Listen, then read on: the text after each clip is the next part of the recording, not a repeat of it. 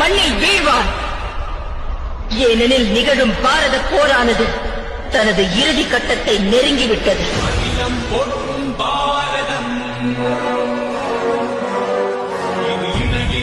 கண்டம் எனும் இந்த பூமியில் தர்மமானது நிச்சயம் ஸ்தாபிக்கப்படும். நிச்சயம்.